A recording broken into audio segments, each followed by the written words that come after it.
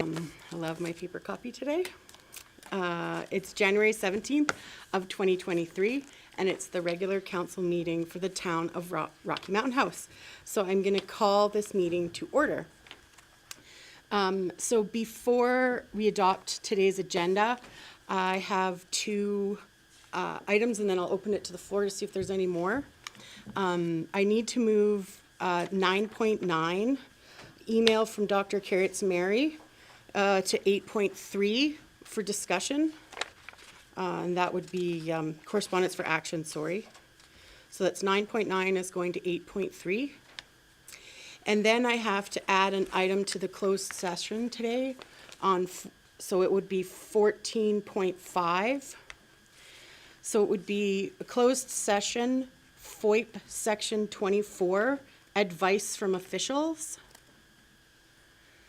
And it should be fairly, well, I thought it was going to be brief, but it looks like it might be a little bit more of a discussion now with the email that everyone just got.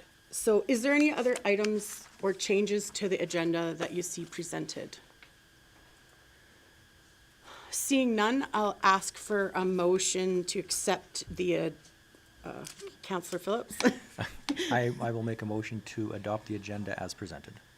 As amended? As amended, sorry, as amended. Amended was the word I was missing. All in favor of that motion? And that's carried. Thank you very much, Councillor Phillips. So today we have no delegations. And moving to 4.1, to adopt the regular council meeting minutes of January 3rd of 2023. Are there any omissions or changes to those minutes? Seeing none, would anybody like to make a motion? Councillor Schipholt? I also move the adoption, whatever of that. Previous minutes, yes.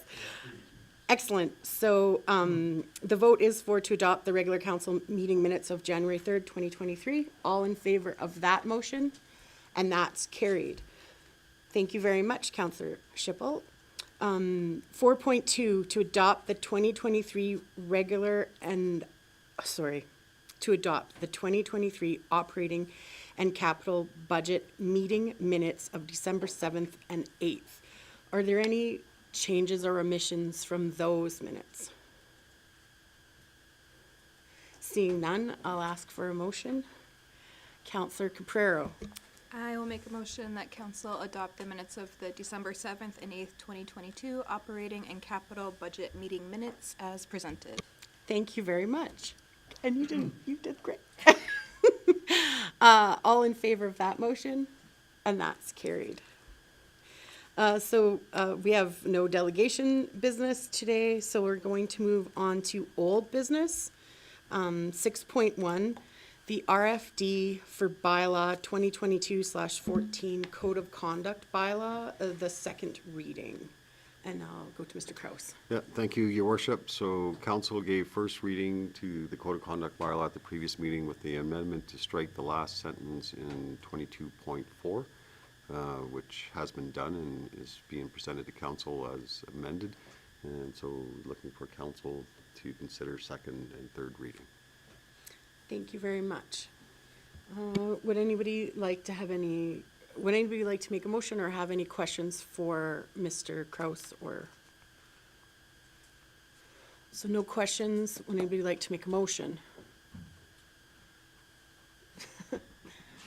Councillor Hutchinson. Be it resolved that council give second reading to bylaw 2022-14, the council code of conduct bylaw. Thank you very much. Is there any discussion on that agenda item or motion? Seeing none, double checking, I'll call that to a vote. All in favor of that motion? And that's carried. Is there any more motions before I move on to the next agenda item? Councillor Phillips.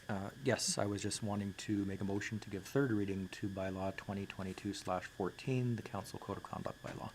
So before we make that motion, we have to make a motion to have that motion? No? No, because, sorry, Mayor, I don't have it in because front of this me. is doing the second and third reading, we're not doing the first, second, and third reading, so we Right. don't need the Okay. unanimous consent. sorry, thank you. I will get this going momentarily. Thank you very much for your motion. So was there any discussion over that item? So I think that, I feel fair that we've had it over 2 meetings and there's been no discussion at this one, that it seems fair to have a third and final reading. So I'll call that motion to a vote. All in favor of that motion? And that's carried. Thank you very much. So 6.2, the RFD bylaw for 2023/01 fees and rates and charges bylaw, third reading. Is there any discussion on that item or questions for administration? Would someone like to make a motion? Counselor Hutchinson? I'm not sure if I make the motion first or discussing the fees, NSF fees. You can certainly ask a question, because I know that No, was, not a question then. I would just suggest that we do not increase the NSF fees. If our cost recovery is $20 and bank fees are $45, $48 people are charged, that I just think if we've got cost recovery, just to keep the NSF fees remaining at 20 and not the increase.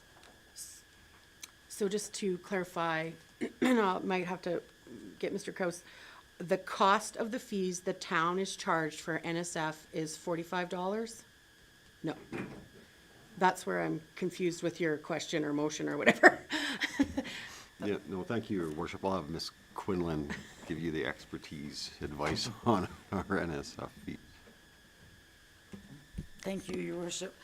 Right now, we pay $20 NSF charge, so we are cost recovery.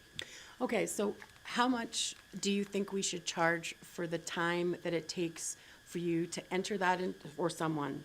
Or I think that cost recovery, we're not recovering our employee costs out of that if we're just doing the bank costs, because it takes time and energy for someone to enter that into the system, to, notify the person that came through.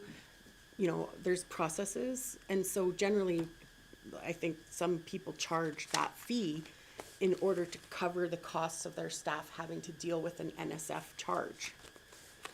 And so, do you have any idea what those costs would be? So maybe I'll just speak to, sorry, I kind of did a bit of an analysis to arrive at this. I mean, I'm not sure exactly how much time it would take. I think in response, it's almost philosophical whether you want to just recover the cash cost versus time and cost. So I did a review. I looked at 7 or 8, as many places as I could find. The NSF charges, they range anywhere from $20 all the way up to $50, which I thought was a little on the high side. But most people are charging 20 or 25. There's a couple 35s. I also looked at our revenues. Our NSF revenue is not huge. In 2022, we had 81 NSF charges, so we collected $1,620. So if we increase the rate by $5, it would be another $400. So it's not gonna increase our revenue significantly. But I think having a rate between $20 and $30 is probably reasonable. Again, typically in finance, we don't have a lot of punitive charges. The biggest one's the tax penalties, but I don't know that we've typically looked at sort of time and materials. I think that's probably a discussion for council. Okay. Thank you so much for looking into that. I really appreciate that. Councillor Hutchinson, did you want to speak again? Yeah, that's where I was going with that. And when I said $45 to $48 is what a bank would be charging if you wrote that NSF check. So you take $45, add 20, if it's your utility bill, there's half your bill for next month. And with inflation and costs, I would see a decline in NSF as we go forward with people for the most part, debit, I think is how a lot of people are paying, or online and whatnot. So, I would just like to see that charge stay at $20. Okay. Would anybody else like to comment on that? Counselor Boniface? I would agree with Councillor Hutchinson's logic on that and would support that. Okay. So with that being said, do we have to adjust that bylaw then to make it go back to the $20, or we haven't set that yet? Mr. Kraus? Your worship, so the draft bylaw in front of council now has been amended. So I would just do a resolution prior to third reading that the draft bylaw reflect an NSF charge of $20. Pass that motion and then go to third reading. Thank you very much. So Counselor Hutchinson, is that? Yeah. Would you like to do that motion at this time? Yes, I also included the tax certificate increase, which is in the document that you had. So correct me if this isn't right. Be it resolved that council give final reading to fees, rates, and charges bylaw 2023/01 with the NSP staying at $20 and the tax certificate fee increased by $5 to $25.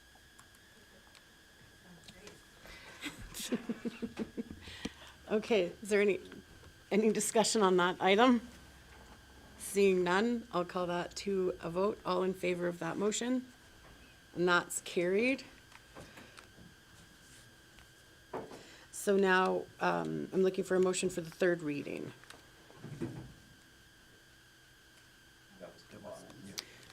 I'm sorry, I thought you said we were doing a motion and then we're gonna do a second motion, so.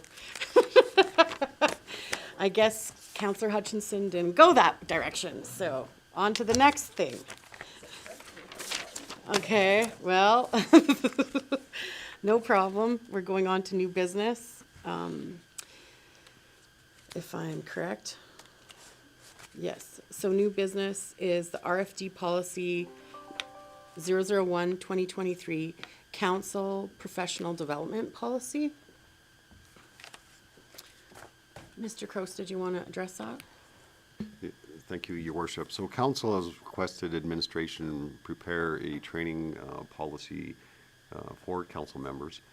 So administration has drafted one for council's consideration. As you can see, it's not, in depth, but I think it covered what council was trying to achieve.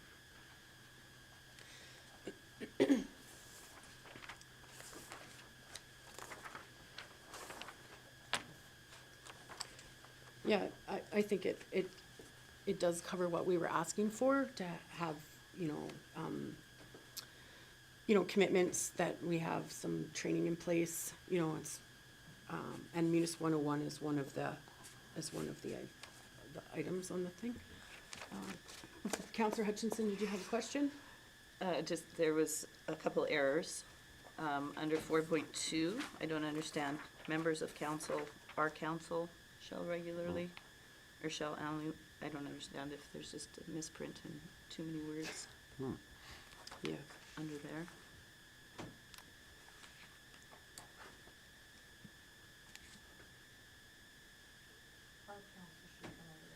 Okay, so removing our council under 4.2. And 6.1, .2, just Muni 101 is an S, MUNIS 101.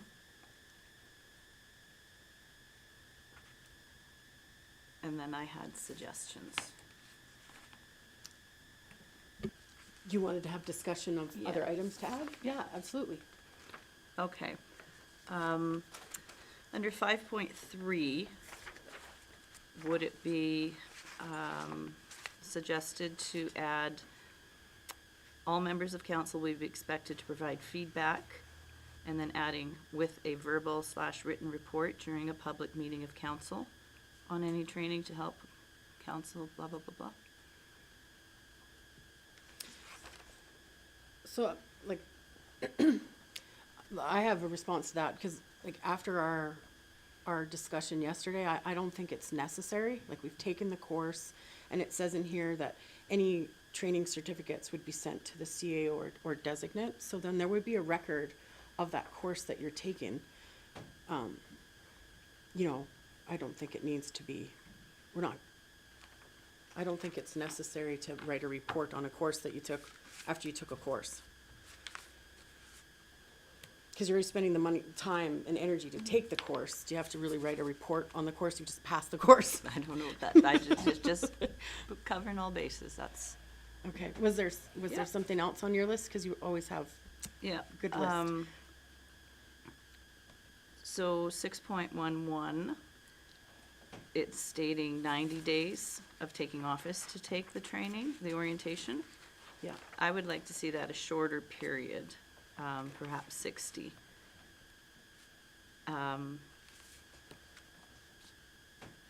And also the Muni 101, we have it as the first 2 years of taking office. I would like to see that changed to 90 days. Muni 101 is typically offered 8-9 times within the first, before December of an election year at different locations. And if there was a by-election, to be taken as soon as offered. So those are just some thoughts that I had.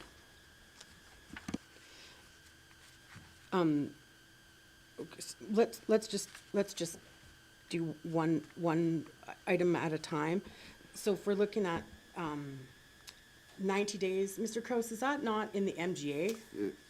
Yeah, you're correct, your worship. The 90 days is just a reflection of what's in the MGA. I mean, if council wants to tighten that up, I guess they can. I mean, you can't exceed 90 days because that's the MGA requirement.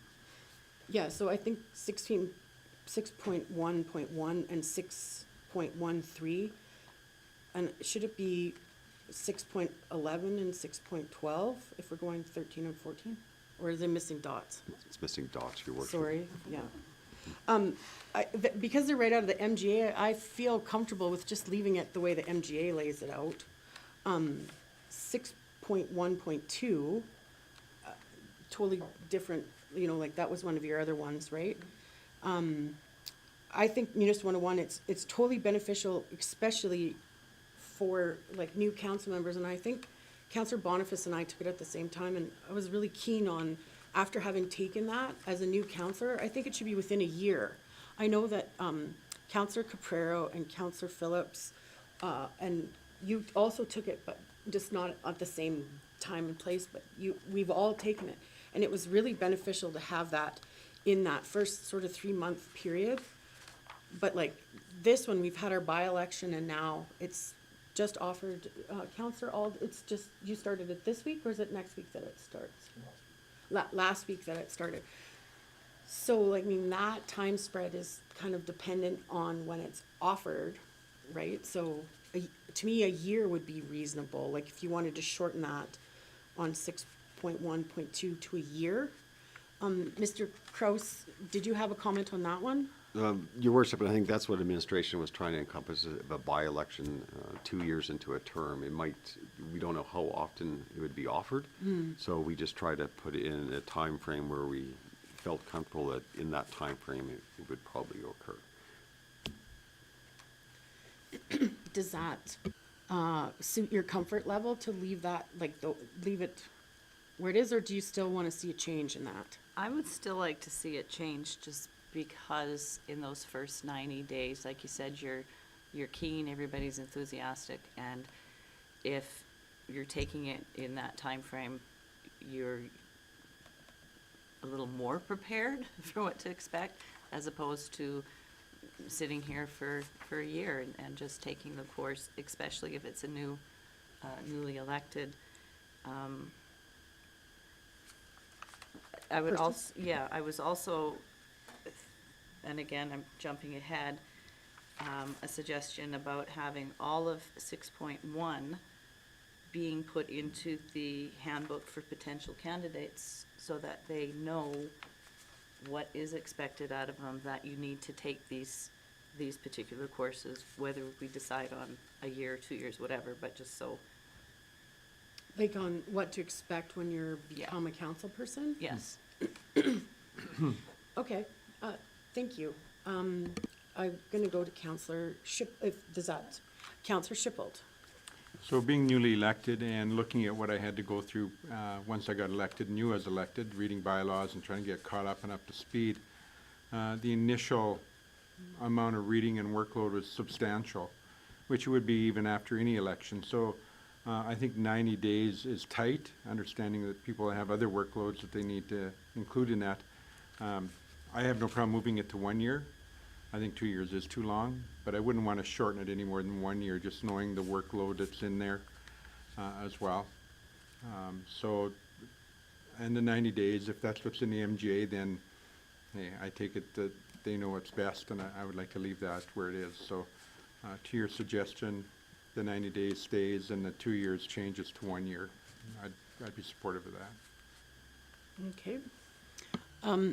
So, is there any other comments? I think I'd just like to go around the room to see if, just do a straw poll on 1 or 2 years for 6.1.2, and then just, if you want to keep it at the MGAs, for the other items. Counselor Caprero.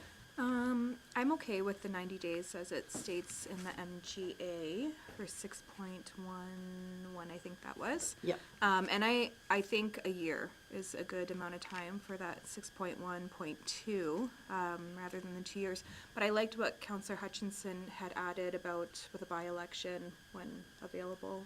Maybe that kind of covers that just in case. So I'd be okay with leaving the one for 90 days and then shortening the other one to a year. Okay. Counselor Phillips, I'm gonna go to you. Yeah, I'm also fine with leaving the 6.11 at 90 days and 6.12 at 1 year, and then adding if a by-election can be as soon as possible after the by-election, because that may not be offered for 6 months after that by-election. But I do like the comment of adding this into our elections material, so that anybody that is thinking of becoming a counselor, that they know what they have to do. So I do like having that added, for sure. Excellent, thank you. Counselor Ald. I'm fine with having 90 days as per MGA and 6.11. 6.12, I personally don't even think it should be in there.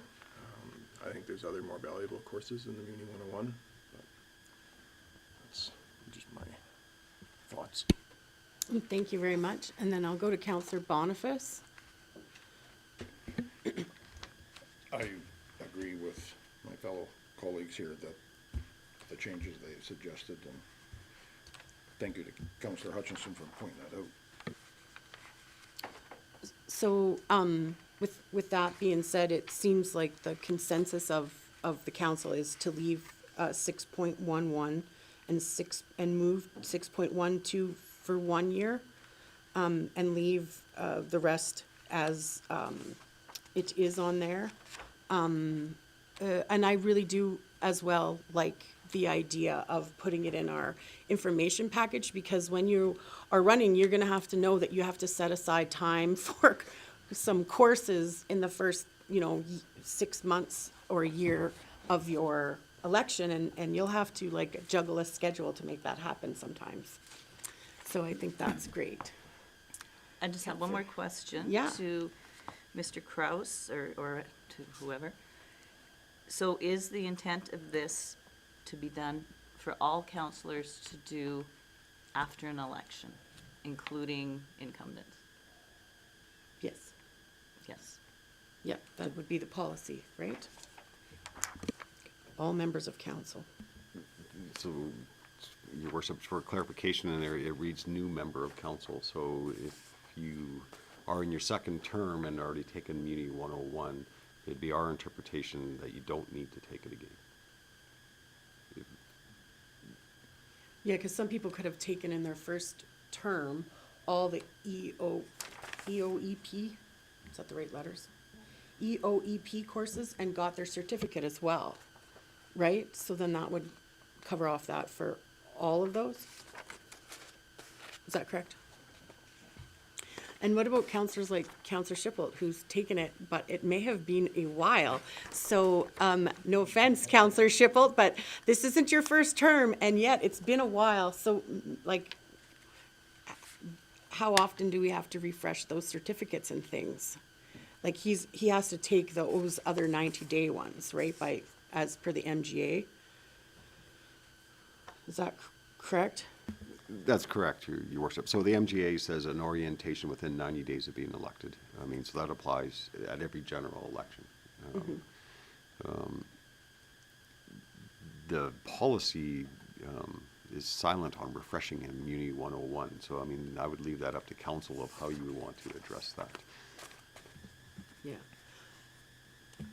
I'm just asking for council's input on that, and maybe Councillor Shipple would have a better idea of it. Well, having not been here for many years, it would be my intention to take that program. I think it'd be beneficial. Things are changing. So I think that if you've missed a term or 5 terms, you take the program. So I think that if there's any lull between your time on council, you'd need to take it, would be my interpretation. So I think that'd be only fair. Would we have to put something in there to specifically state that, do you think? Mr. Kraus, do you think that would have to be worded in there somewhere? Your Worship, I think it would be better to be worded in there, just for clarification. So with that, and if that's the direction council wants to go, I would ask council to postpone this policy to the next council meeting and give, so we can word it and council can see it again. Okay, thank you very much. Before we move on from this, though, is there anything else anybody would like to have comments on? Councillor Hutchinson, did you have more things that you wanted to address? Does anybody have anything different to address on this? Okay, so then I will table this to the next council meeting or whenever administration has it ready for us to review again, and move to the next item. Do I have to make a vote on the tabling? Postponing. So all in favor, be it resolved that council approve, that's okay. Postpone the council professional policy. Next.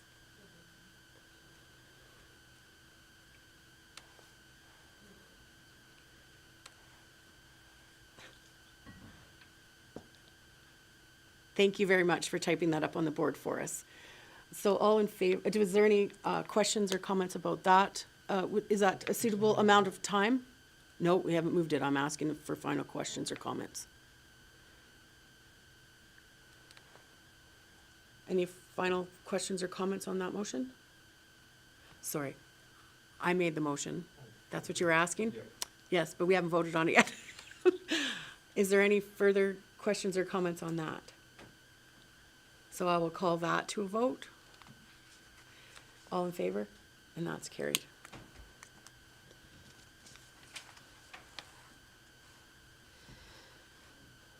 So 7.2 is our next item on the agenda, the remuneration policy and travel expense policy review.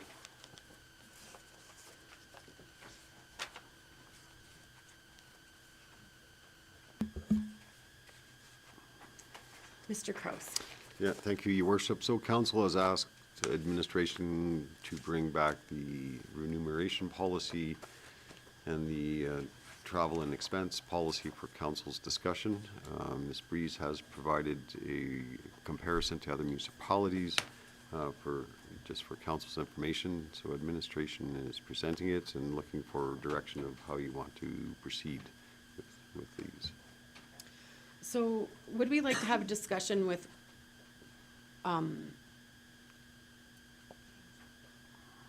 we're looking at both at the same time? We are, Your Worship. We did combine the two because Yeah, they're kind of okay. interrelated. So I think for discussion purposes, we'll look at one and then we will look at the other one, even though we're looking at them both at the same time, just so that we have clarity of which policy or bylaw we're looking at. So if we wanted to look at the remuneration for mayor and council 006/2018 first, does that sound reasonable? Sure. Yeah. Is there any questions for administration on that policy? Councillor Phillips. I just do have one question. The the comparisons that were used, was that comparing councils that have council meetings in their remuneration and then those that do a per diem? Has that been factored into this? Yeah, so, Your Worship, I'll pass that question on to Ms. Breeze, who conducted the. Thank you, Your Worship, to Councillor Phillips. So the majority of all the municipalities that we typically compare to have their remuneration or their honorarium includes their council meetings. So ours does not, so you'll see in my chart that there's a rate, and then I've added 2.75, meaning 2 council meetings and 9 committee of the whole meetings a year. So those are the numbers what we're basing on, because if I take the ones that don't include their per diem, there's only a couple. So I wanted the majority, so I've added ours in, and there could be more meetings. These communities might have 3 or 4 meetings per month. I haven't delved into it that much. I just took their base rate that included their council meetings. Thank you.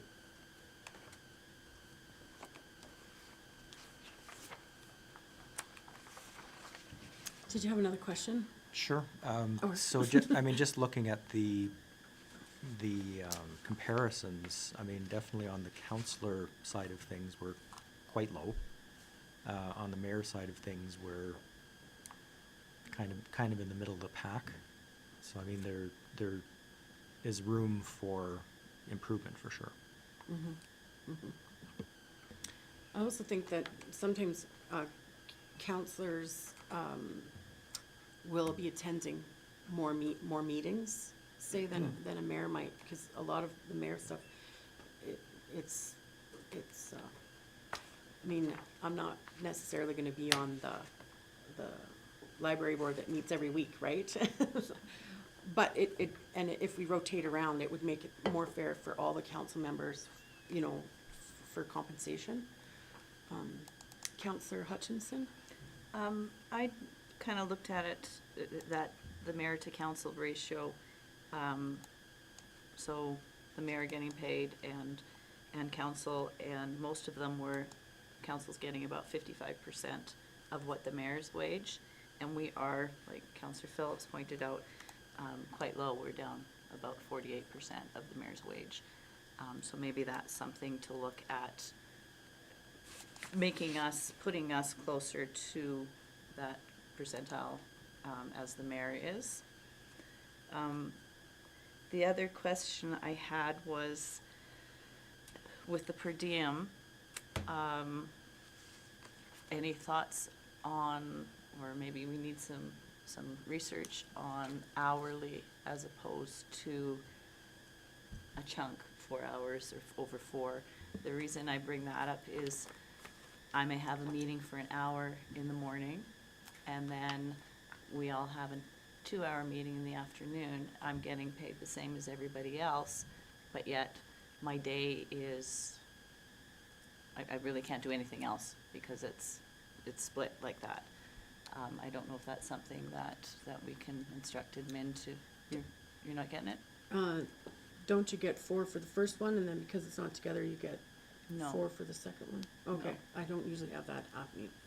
Yeah, like I said, there'll be some days that I may have whatever meeting at 9 in the morning, it goes till 10:30, and then I'll have a meeting at 1 o'clock, and it goes to 3, and Len was at the afternoon meeting, and he's getting paid the same as me. So that was just a thought. Yeah, I also think, I'll go to Councillor Phillips, and then I'll reserve my comment for the end.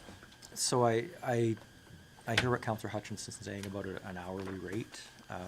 My concern about doing an hourly rate is if we have a meeting that's scheduled for 2.5 hours, say, and I'm just speaking in my particular case, I have a 2.5-hour time slot that I've now scheduled out of my day, but I also don't take meetings an hour before that time slot because if they run over, now I'm gonna miss my meeting. And I also don't take meetings for an hour after that 2.5-hour meeting because if it runs late, now that 2.5-hour meeting becomes a 4.5-hour meeting. So doing an hourly rate doesn't do it justice. I would suggest that perhaps when there's a meeting, 2 different meetings in a day, that they just be 2 separate per diems.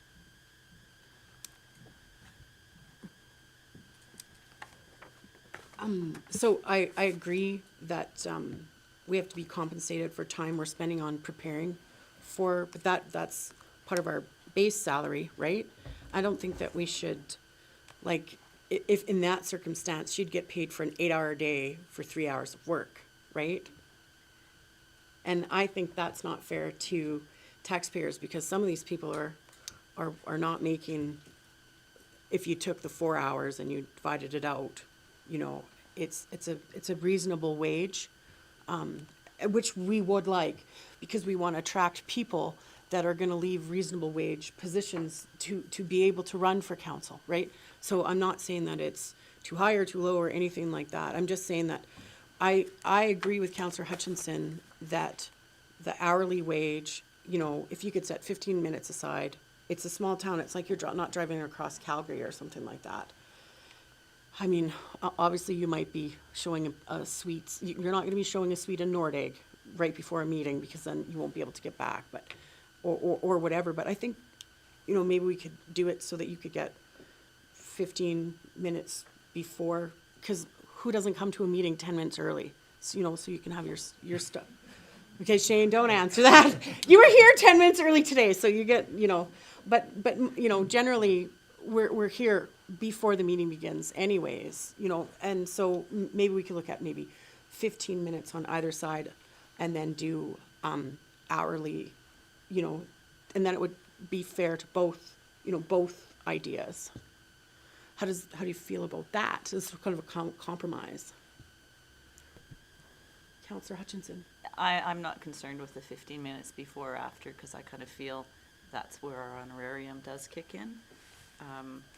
And again, I don't know, maybe the town has looked at hourly in the past. I know last council dove into the wages quite seriously, so there may be something that was offered before and it was just totally unreasonable to do. Councillor Phillips. I just look at it, if someone's working a 9-to-5 job and they're doing council as well, and their employer has allowed them to leave during the day, they're not gonna leave, you know, they're not gonna stop their job 15 minutes before to come here. They're gonna stop that job a little bit ahead of time, because depending on the job, they may be with a client or a customer or a telephone call that will take beyond the 15-minute time frame. So that's why I'm suggesting that, you know, for a lot of people that have second jobs, that council isn't their primary job, that you really don't take an appointment an hour before, because it may run into your time frame for that meeting, and you don't take one for an hour after the scheduled time frame, because if that meeting runs late, it is now affecting your next meeting of your regular job. So that's my concern, is that a 2.5-hour scheduled meeting all of a sudden becomes 4.5, because you have to have an hour on each side that you really can't work. So I will go to Councillor Shippold and followed by Councillor Boniface. So I'm gonna make a recommendation that we go to a third party of maybe picking some people who've sat on council along with our Director of Finance and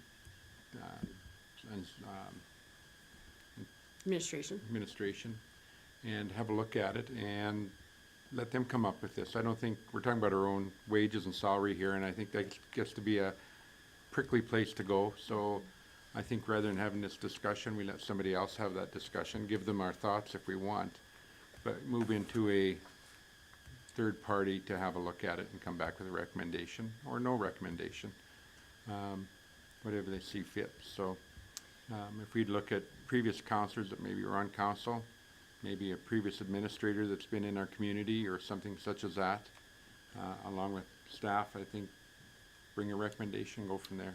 Is that a task force? Thank you. I was Task looking force, yes. for the little Yep. pie chart. Yep, task force, it'd be just a limited time thing, couple meetings, whatever it takes them to bring it together and go from there. Okay, I like that idea for sure. I'm gonna go to Councillor Boniface. Thank you, Your Worship.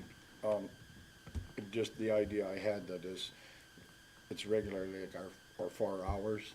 Perhaps if you have 2 meetings in a day, if your second one is like an hour, like Counselor Hutchinson said, maybe we could break out just a separate rate for those odd hours that happen in.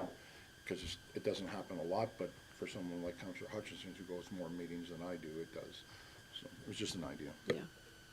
So I really like Counselor Schippold's idea of doing a task force to review this. There's no rush to look at this.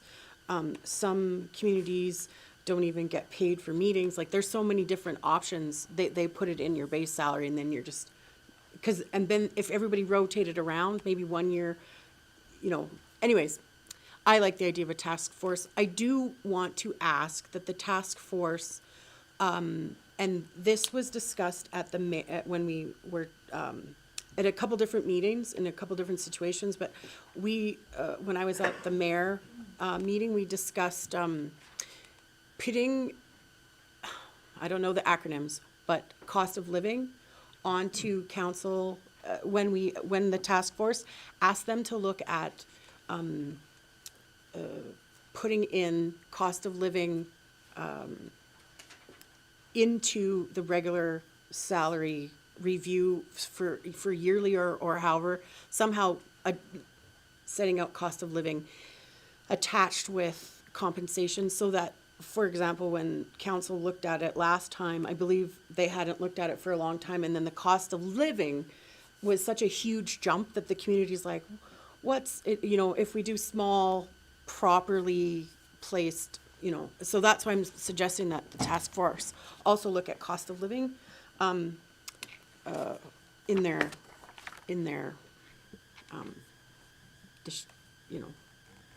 description, if that sounds fair. Well, Councillor Schippold. sorry.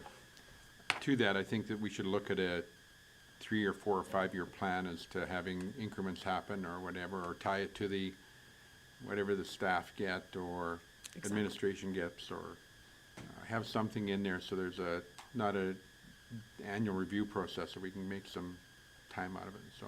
Yep, I agree with that as well. So we would have to lay that, if we're asking, this task force to do something, we have to be specific about what we're asking for. I'll go to Councillor Phillips and then Councillor Hutchinson.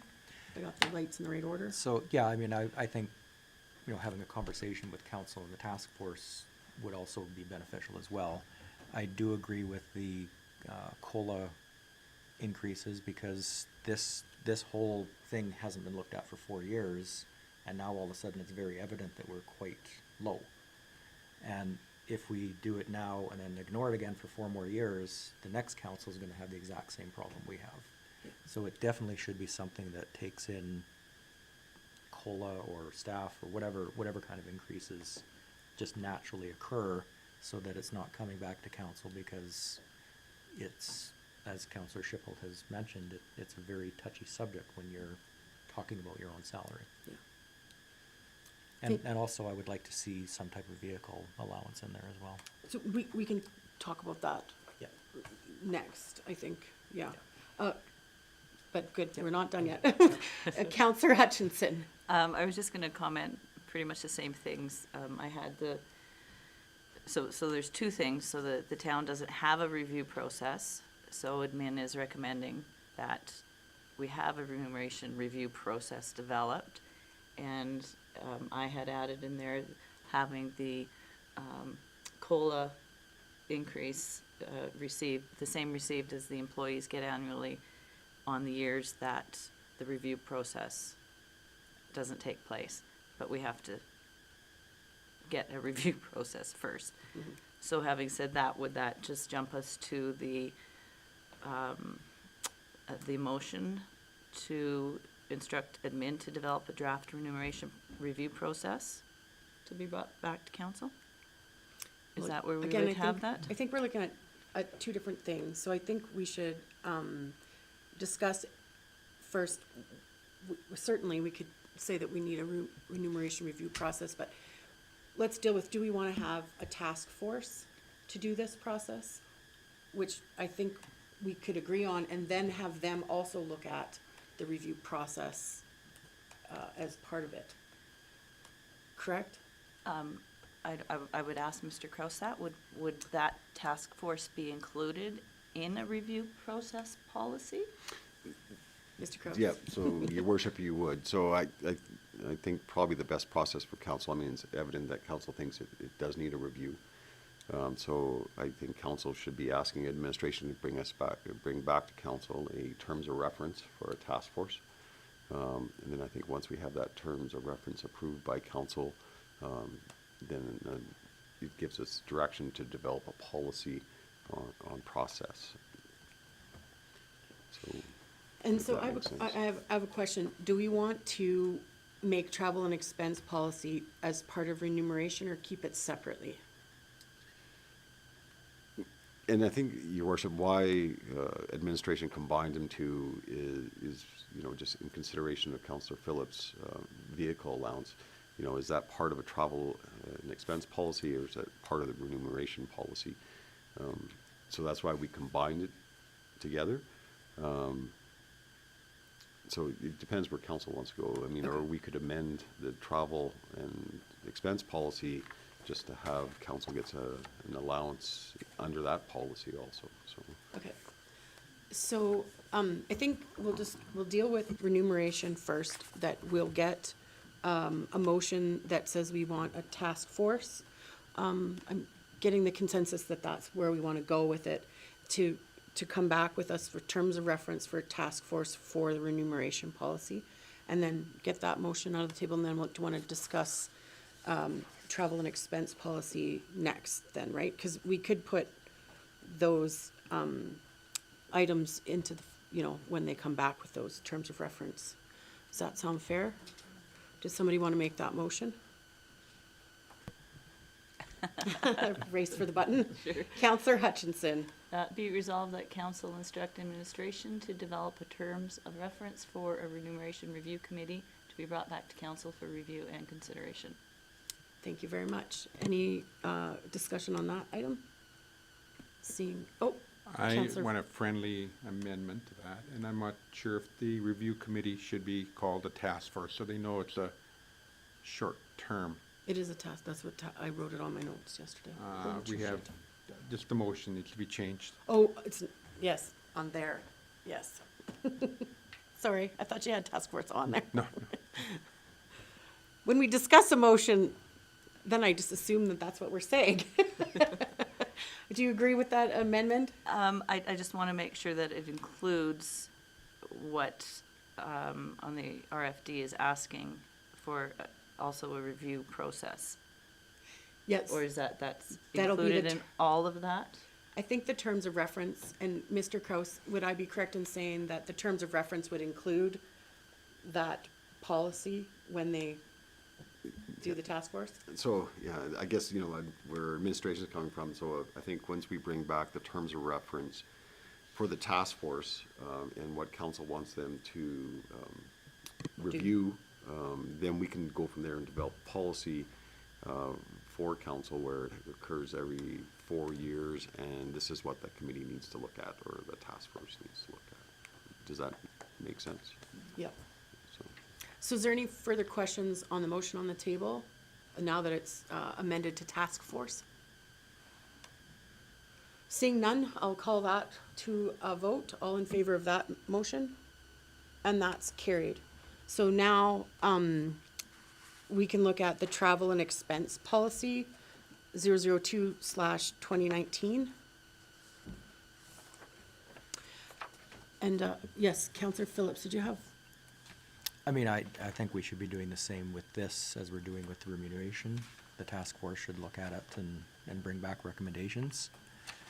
To me, the travel and expense policy looks good, with the exception of having a vehicle allowance in there, and then there should just be COLA increases added to it. For the terms of reference? For the other one, or do you mean this one? For the travel and expense, So there should be COLA applied to the travel and expense? yes. I think COLA should be applied to both. But again, that'll be part of the task force to decide what they want to do. So let's just review the travel and expense policy. So it was my understanding that we don't pay for personal vehicles and travel because of the option to use the town vehicle. I know that that's been pointed out to me, and I like to drive my own vehicle. I feel more secure in that and comfortable driving when I'm used to driving.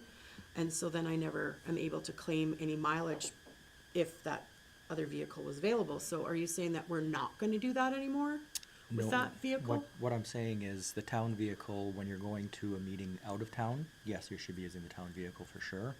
But within town, we use our own personal vehicles to meet with citizens, we use them to go to ribbon cutting ceremonies, we use them to go to different events. And we're using our personal vehicles to go to these different events. So that's what I'm saying, is that there should be some type of vehicle allowance because we're using our personal vehicles to do these events. But as far as out-of-town events, for sure, our town vehicle should be used. When we're doing events in town, it's hard to use the town vehicle when there's 3 of us going to a ribbon cutting ceremony or a meet and greet or something like that. It would be very difficult to use the town vehicle and organize that. But for out-of-town events, yes, the town vehicle should be used. Okay, so, I'll go to Counselor Hutchinson and then Counselor Shippold, because I didn't watch, and then I have a question for administration. Counselor Hutchinson. Well, under the policy, it does say employees who do not receive a monthly vehicle allowance for personal use may claim $7.50 per trip. Is that something that we could not just amend to say employees / council? So I believe that's not, that's for like doing work. So if they're going, in their personal vehicle, Mr. Kraus, can you correct me if I'm wrong? They're using their personal vehicle for work. Your worship, that's correct.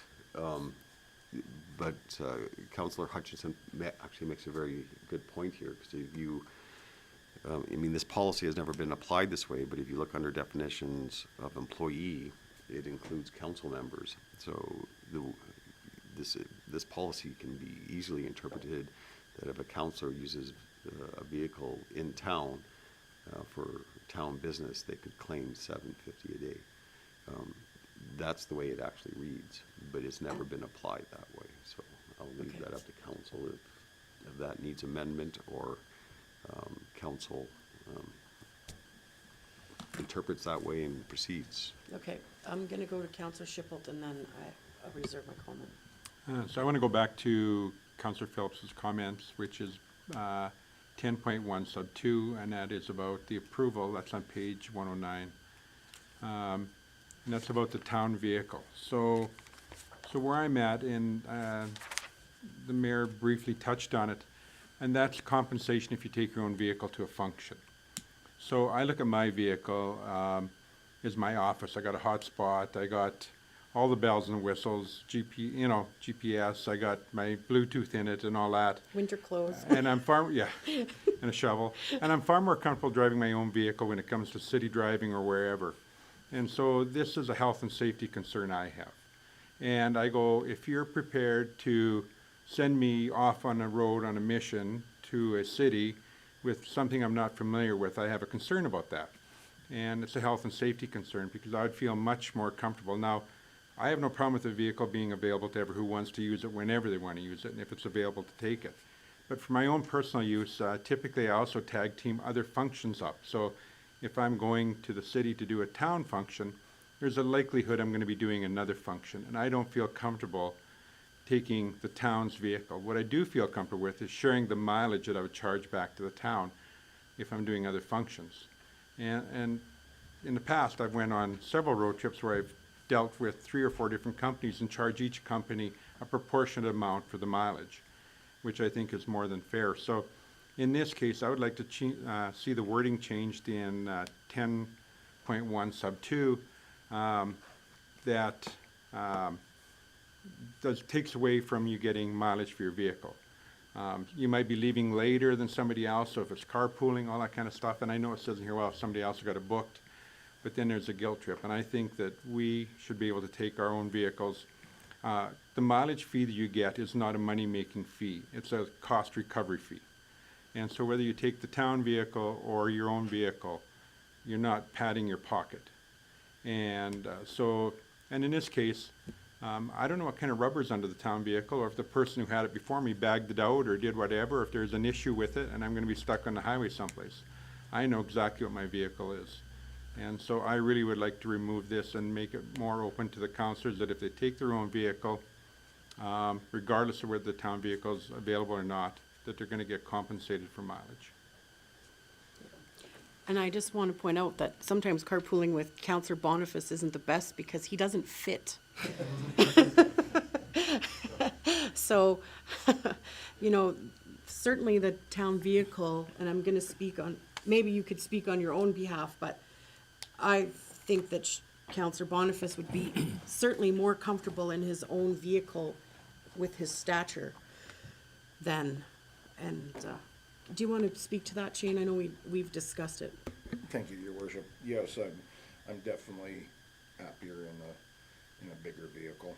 Like, I have rode in the town vehicle and it was okay, but I was certainly ready to be home from Edmonton, and it's just because I am a little larger, so. But I would prefer always to take my own vehicle as opposed to the town vehicle. I agree with Councillor Shipple that I know my vehicle and I know where all the corners of my big truck are and everything else, and it's just, for me, it's safer for me to drive in the city. So I'll go to Counselor Hutchinson and then back to you, Counselor Phillips. I don't disagree with what you're saying, but I think the idea behind this is we're all going to the same place and we're taking 7 vehicles and 7 people are spending their taxpayer money to get to one place. That's my only concern with that. Yeah. So I'll go to Counselor Phillips now. So just to kind of elaborate on Counselor Shipple, I've got a perfect example of tomorrow I'm going to a Community Futures meeting in Red Deer. I'm purposely not taking the town vehicle because I do have, I'm in Red Deer, so I've made other appointments as well while I'm in Red Deer.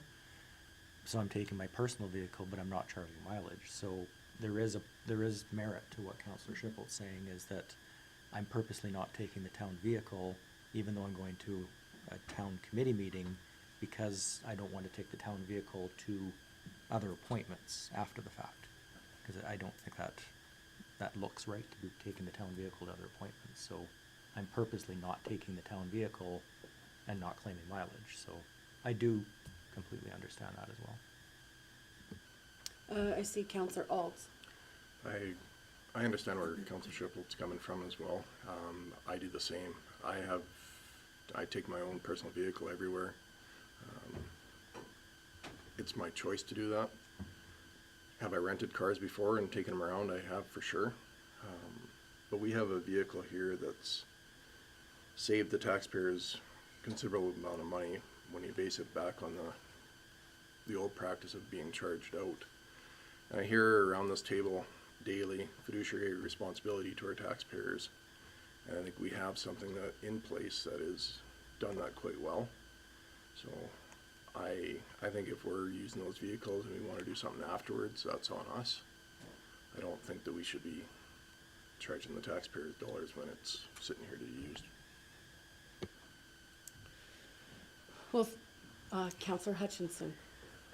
What if we added or created something in here that had pre-approval of using personal vehicles?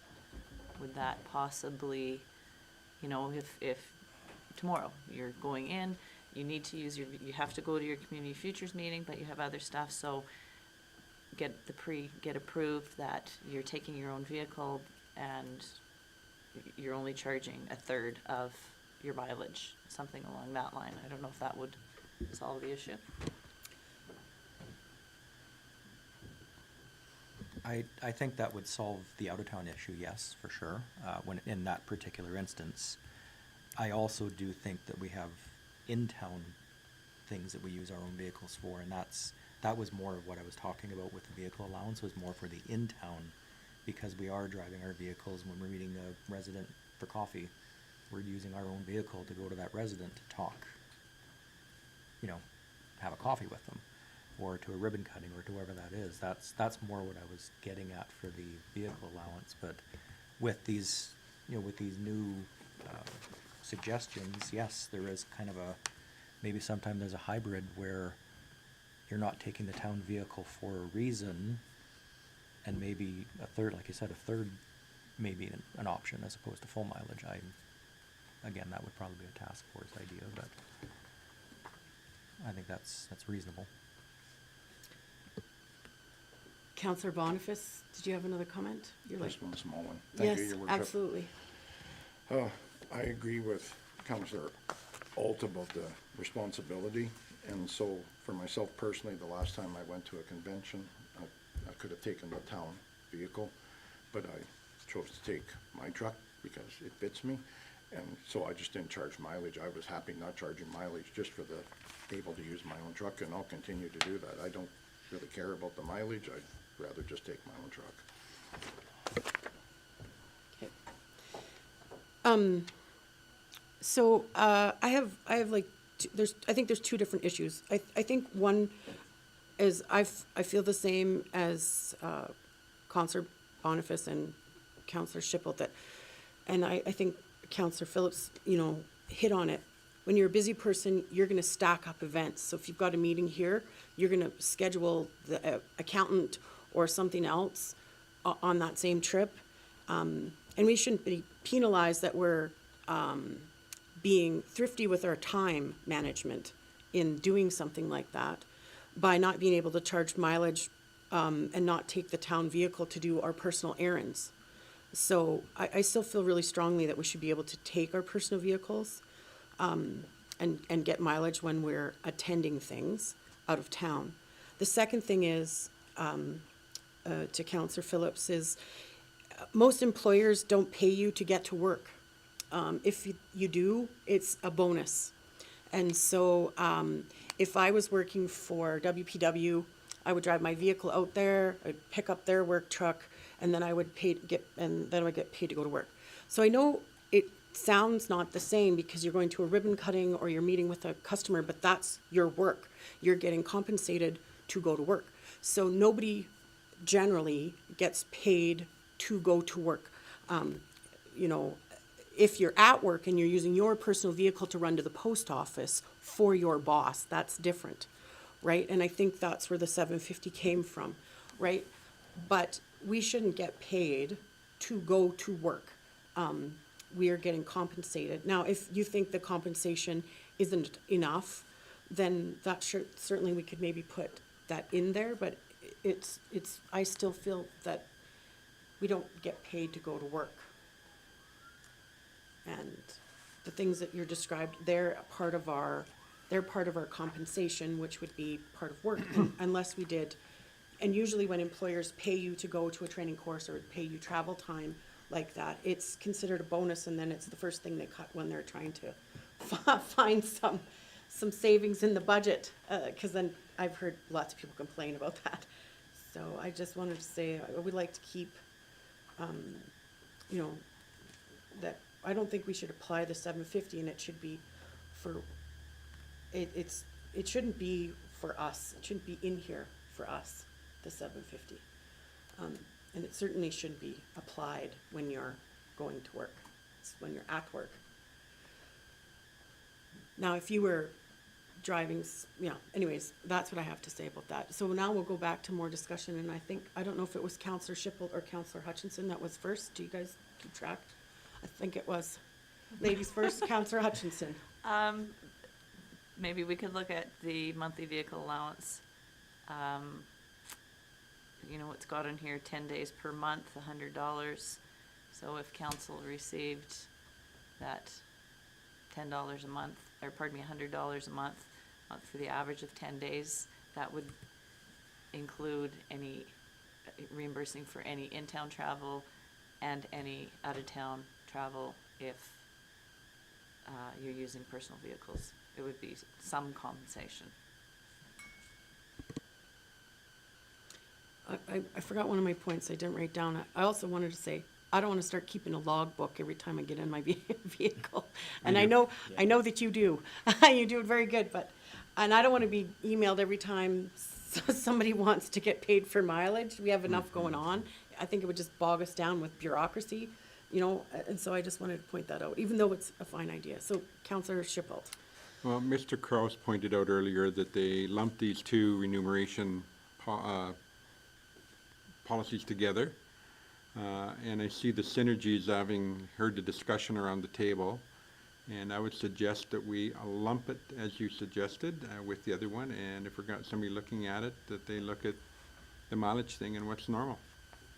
And if we get together with them and discuss the thoughts around the table, let somebody else come up with a plan as to how we're going to get reimbursed for that. Councillor Shippold, or, sorry, Boniface. Thank you, Councillor Shippold. Thank you, Your Worship. I agree. That's a good suggestion from Councillor Shippold. I think that'd be a great one. So I'd also like to ask if we're having a task force look at it. Could we take a look at the prices for food? Because that doesn't feed me. Yeah, I think that's where Councillor Phillips was talking about the COLA. Yeah. Because I'm sure mileage rates don't cover fuel right now either. Councillor Hutchinson. I like that idea as well, putting that into our other policy.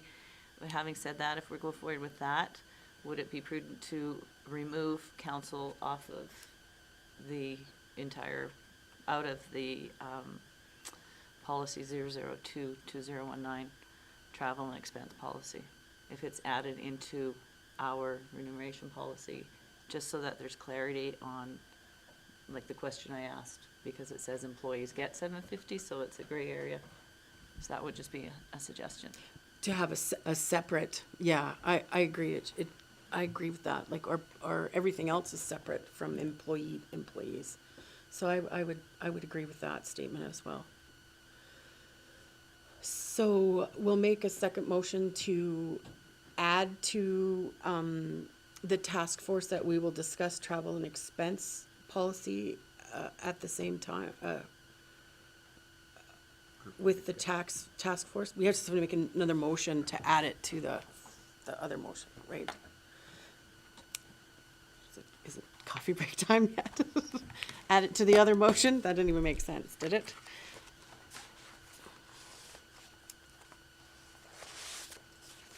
Is there any further questions or discussions we wanted to have? Do you need more information, or you're just gonna bring terms of reference back and then we'll go through specifically what we like? Yeah, okay. Councillor Phillips? Yeah, I like Councillor Hutchinson's idea. These two are melded together, and they should be one separate for council, one separate for the staff. I think that makes sense. Yeah. Councillor Hutchinson? Do we need a motion Yeah. for this existing policy then? So I think she's typed it up there. To remove council from the existing travel and expense policy. So I think we should come up with a new one before we take us off this one so that we can still get paid. Yeah? Yeah, and so we'll A go through later the date? to go through the task force, and then once that's completed, I think it makes sense then to, correct? Yeah, thank you, Your Worship. I think that's probably the best process, is to let the task force review both policies in their entirety. And then they can come back with recommendations, and from there, we'd be amending the remuneration policy and this policy, so. Yeah. Did someone want to make that motion then? The council motion to add the travel and expense policy review to the task force in terms of reference. That sounds like great. Councillor Shippold. I will so make that motion that it be resolved that council instruct administration to add the travel and expense policy review to the task force terms of reference. Any further discussion on that motion? Seeing none, I'll call that to vote. All in favor? And that's carried.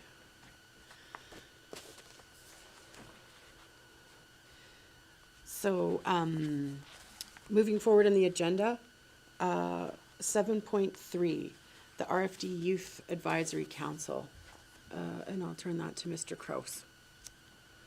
Yeah, thank you, Your Worship. So administration is having a difficult time in recruiting members for the Youth Council. Council extended the deadline once, and again, we went out to advertising and to the schools directly, and we did not receive any further applications. So we're looking for direction from council if they want us to keep trying to recruit youth members for the council, or just abandoning the Youth Advisory Committee. Thank you very much. I think I'll go to Councillor Schippelt and then Councillor Boniface. Having read the report and knowing how much effort has went into this, I would move that resolve the council disband the Youth Advisory Council. Thank you very much. So with that motion on the table, I can't take other motions, but we can still have discussion, so I'll go to Councillor Boniface. So this got a lot of discussion from all of us when we first got elected, and I was certainly not in favor of it by any means, but there were certainly people here who were in favor of it. So rather than disbanding it, would it be possible for us to shelve it for a year and then bring it back to the schools next year in September to see if there's new students that have moved in that might possibly be willing to try it? And if at the end of that time we still have not moved forward, then at that time we could look at just getting rid of the program completely. I see Councillor Ald. I agree with Councillor Boniface. That's exactly what I was gonna say.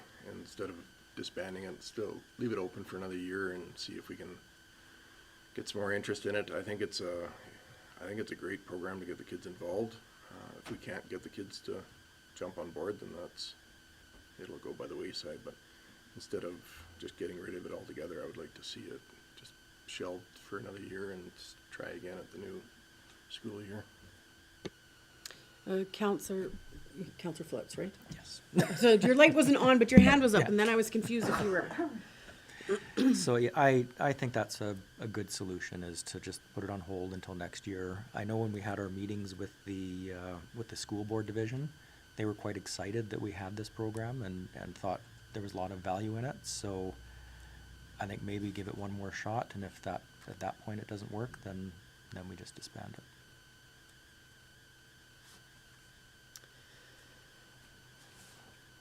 Councillor Caprero, you're the only one that hasn't spoken on this. Did you have an opinion? I do. I agree with Councillor Boniface. I would rather see it just shelved for now rather than disbanded. I went to 2 meetings, I believe with Youth Council so far, and I loved it. And I think it's a great way for the youth to talk to us and give us feedback and what's going on with them. And I think it's a great thing to have. So I would much rather see it be shelved, and then maybe with the new school year, there's more interest rather than disbanding it altogether. I think it's a value, like Councillor Phillips said, and I think it's worth trying again. So, thank you very much. Did I catch anybody? Did I miss anybody? I think that youth is really important for our community, but what I would like to see is the money spent in a different way. Instead of us having a youth advisory council, why don't we support the councils that they already have by taking the bursary and saying, instead of participating in our council, why don't they participate in their own council? It gets them the idea of still running councils. They're having hard times, just like we are having a hard time getting councils on their own councils. When I talked to the 2 teachers at the beginning of last year, in like October, that were in charge of youth councils, and I said, do you have youth council members that would be interested in being on this youth council? And they said it was difficult for them to get council members, youth, to their own council with their own peers at their own school. And so, you know, if we wanted to encourage participation in councils, you know, the step into municipal politics is usually not always, but sometimes it's a real advantage if you're on school council and then you're on college or university or some other council. It's a straightforward path. And so instead of keeping it alive and it not working the way we want it to, we could still encourage youth in our community by taking the bursaries. It would do a money savings out of the budget because the bursaries isn't the total amount. We'd also save on like council attending it and stuff like that. And we could always just do like a visit, a visit to their councils that they're already having at their schools. And then maybe that would help them with their school councils. It's just an idea that I had a long time ago. Councillor Hutchinson. I would like to see it put on the shelf for now as well, but I like what you're saying, and maybe that's an entryway into starting this up again, is with council or mayor, councilors, whoever, going to the schools and going to their meetings that they have, and seeing if there's, one more step they'd like to take their education kind of thing, and just start up our council again. Yes, so that was the approach I took last year. I said, when you guys have your school councils, because we're having this council, and maybe the same people want to attend, or how does it work? And they were even having a hard time. Of course, with COVID, they weren't having school councils because they couldn't have dances, and they couldn't have basketball games, and they couldn't have, sort of like the reasons why you have a council. So maybe it just needs one more year of freedom before things. So I'm in favor of whatever. I have lots of ideas what we could do. Councillor Shippold. Okay, having heard the comments, I would like to make a small adjustment, a friendly amendment to my motion. Remove the word disband and add reviewed in September I'm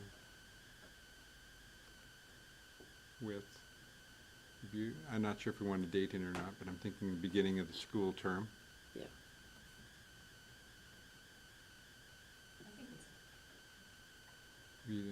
Yep. With the appropriate parties.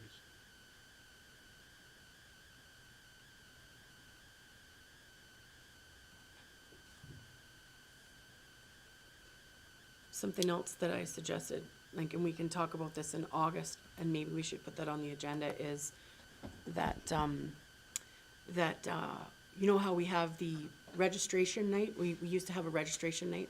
Maybe we could advertise in the things to do, with your youth program guide, and then see if that's how we could get interest, because everybody looks at that program guide for things to get their kids out of their hair. Or activities, or, learning opportunities. They have learning courses and things in there. So that may be something we could look at in that. That usually gets put together. I'm kind of looking towards Mr. Kraus, but Wes, would I say that August that gets put together, or is that earlier? Yes, August or earlier. So maybe I'll try to remember to bring that up then, or should I just ask administration to advertise it and then now? Okay. Sorry. It's the right day to ask that question when you're here. Yes, the program guide, we're collecting information now for the spring guide, which will come out in April. And then we gather information for the fall guide, which comes out in August. Okay. So So then in September, if August recruitment through the guide doesn't lead us anywhere, then we can make a better decision. So I like that amendment. Thank you very much for your information. So Mr. Shippold, are you happy with, I think we could keep it reviewed in September and just put it in the guide in August?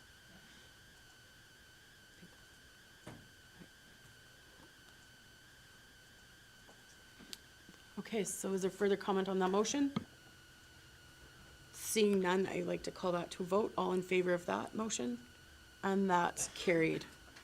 So, I think we have time to do some correspondence for action before we take a break.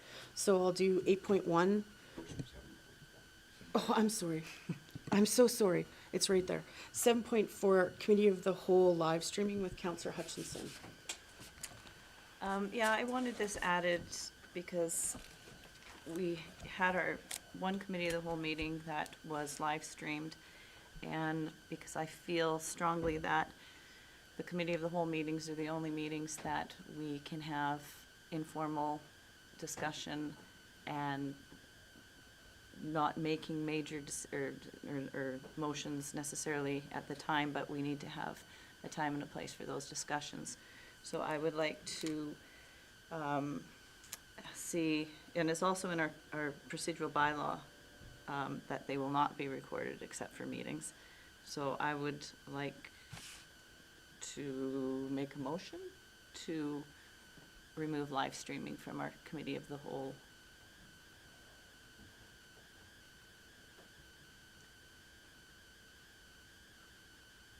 To discontinue live streaming.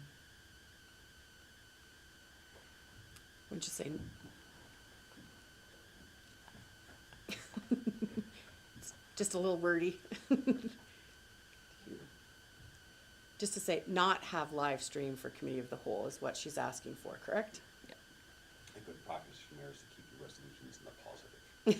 So that's why it's being drafted. Oh, okay.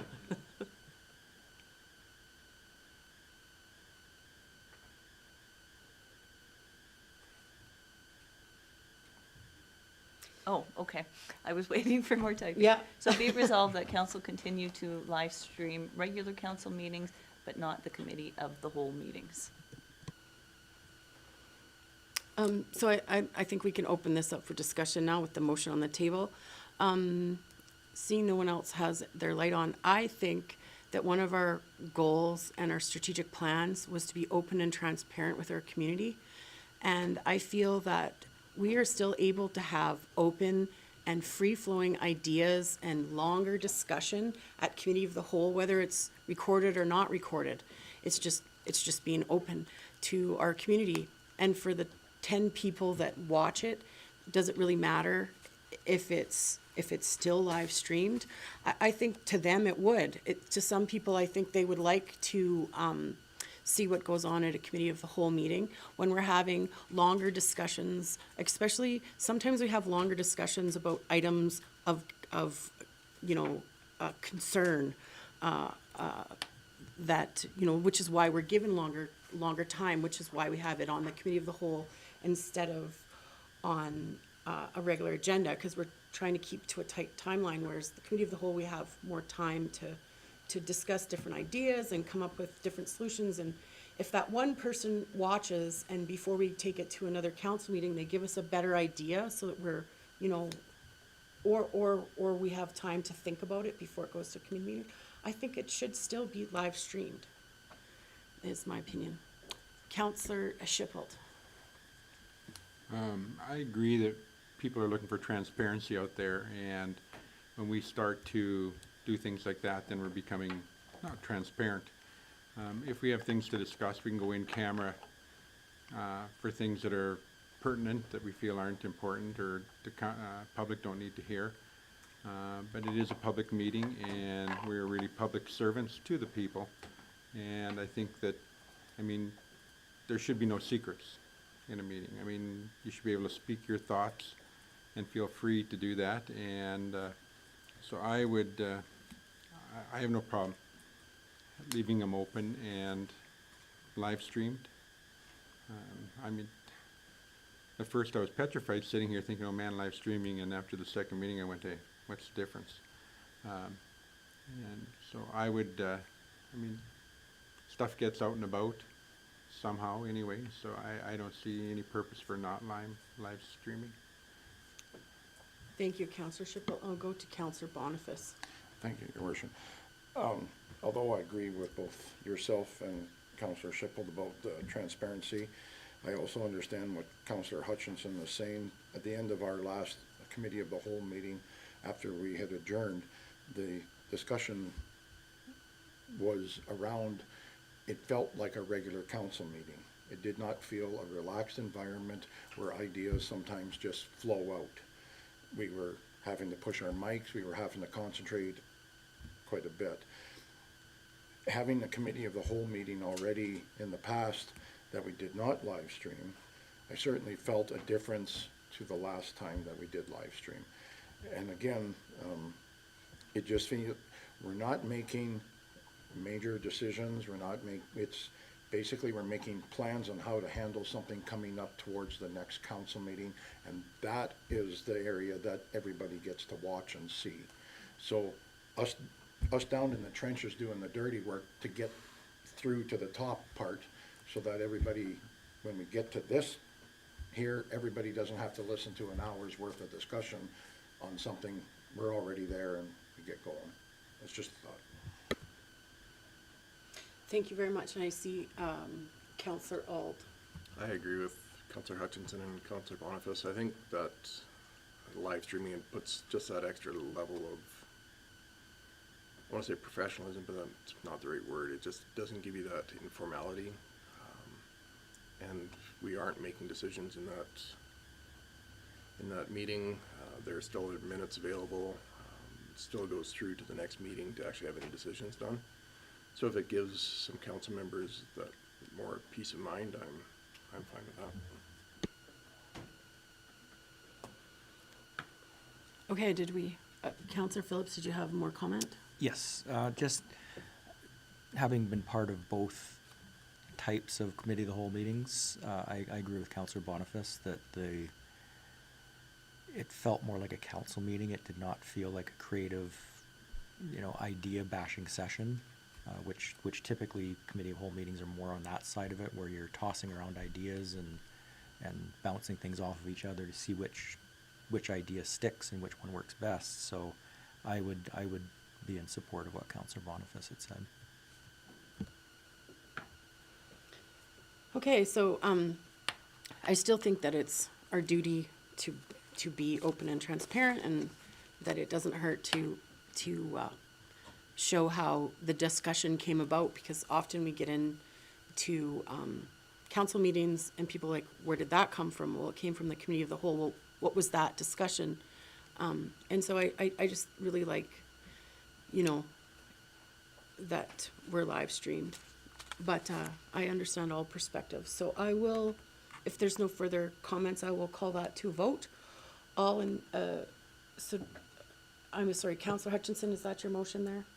Yeah, did you, is that still correct, that would be resolved that the council continue to live stream regular council meetings, but not the committee of the whole meetings? Correct. And no further discussion, I'll call that to vote. All in favor? And those opposed? And that's carried. Thank you very much. So with that conclusion of 7.4, I will call a brief 10-minute recess. Thank you very much.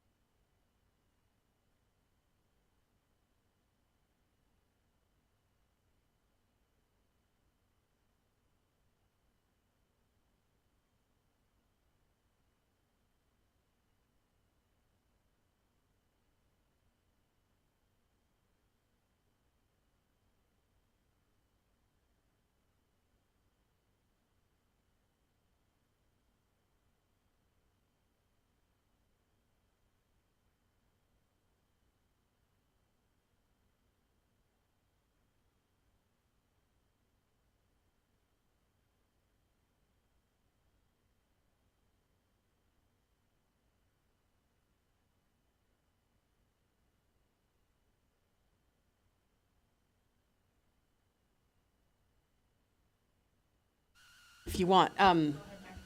Okay. So we are back with the Council of Rocky Mountain House, and we're correspondence for action, 8.1, the Alberta Care Spring and Summer, February 22nd to 24th seminar. Mr. Kraus, did you want to talk about what that is a little bit for the, Yeah, thank you, Your Worship. So this is an annual conference put on by the CARE, which is basically, Waste and Recycling Association. So they present this to council every year to attend. Sometimes staff do attend, and I believe council has attended some in the past, so. so Councillor Phillips. So I have attended a CARE conference in the past, and I've also attended an RCA conference in the past. I found much more value in the RCA conferences as opposed to the CARE conferences, if that counts for anything. There's much more information at an RCA conference than there is at a CARE conference, and there's more trade show type things at an RCA conference than there is at CARE conference. So if I had a choice between a CARE and an RCA conference, I would go to an RCA conference every time. And that was the one at the beginning of November? Yeah, End of October? Somewhere around there, yeah. And that was, dates didn't work for anyone on council that Yeah. weekend. I'm just trying to think, when does that happen? Is there anybody who's like extremely excited to attend this, or could we just move forward? Councillor Hutchinson? No, not extremely excited to attend. I don't know, I did some research on it, and I just didn't really see the value in it for us. Okay. So I think we could accept for information motion. Somebody like to present that? Yeah, Councillor Phillips? I'll make a motion to accept item 8.1 as information. Thank you very much. All in favor of that motion? And that's carried. So the letter from the CRFRS captain regarding a charity hockey game, 8.2. I have to get my mouse working. Mr. Kroos, did you want to talk about that, or did you want me just to refer to the letter? Your Worship, so this is becoming an annual event. They applied to council last year for the donation of the ice, and council granted it. And it's a fundraiser for the Roar Society. The value would be, as up on the screen, $647. Councillor Auld. Thank you very much, Mr. Kroos. I think it's a awesome event they put on. It's a fundraiser. They donate back to Roar. I think it's a great thing that they do and we get involved with. I'd like to make a motion that the Town of Rocky Mountain House donates the ice fees for the charity hockey game scheduled for March 11th, 2023 at the Rocky Regional Rec Center in the amount of $647.50. Thank you very much. Any further discussion on that item? Seeing none, I'll call that to vote. All in favor of that motion? And that's carried. So we'll discuss the moved item, which is a letter from Dr. Carriotts and Mary from the AJTMA conference and AGM. So this is in with regards to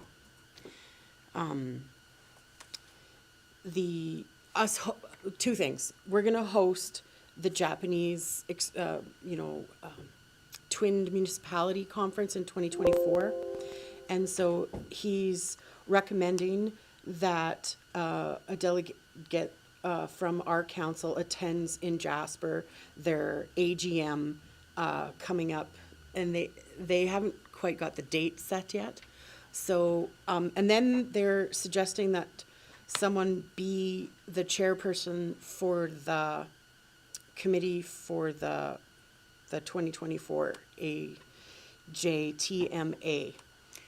And so Mr. Kraus and I discussed, and I haven't had a chance to talk with Dr. Carriotts and Mary about we're not exactly sure if it's someone from the local committee council that's gonna be the chairperson of this, if they want someone from town administration because we're putting it on, or we just need a little bit more detail, but I thought we could discuss it here and make a motion that someone attend for sure the AGM in early May of 2023 so that we can get more information about, and then we can get more information in the meantime from Dr. Carrots Mary about, sort of what exactly he's asking, because we read the letter again twice before council, and we'll have to follow up with him just to see.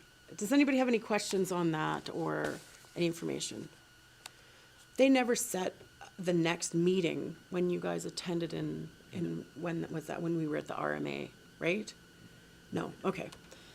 But we didn't think that they had, but, that would be nice to know when that was. Yeah.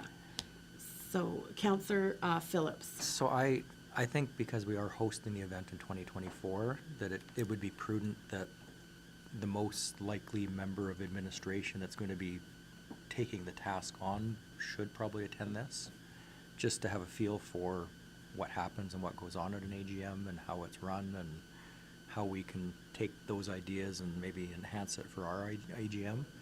So I think that's definite, that, one of our admin should go that's going to be kind of directly responsible for helping to organize this.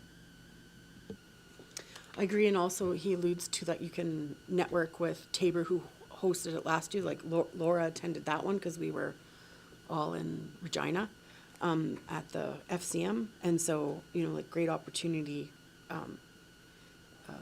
to get, how they put theirs together and things to watch out for, so I agree with Councillor Phillips on that for sure. Does there anybody else have any questions? Is there anybody else who would also like to attend, like you both were at the last meeting?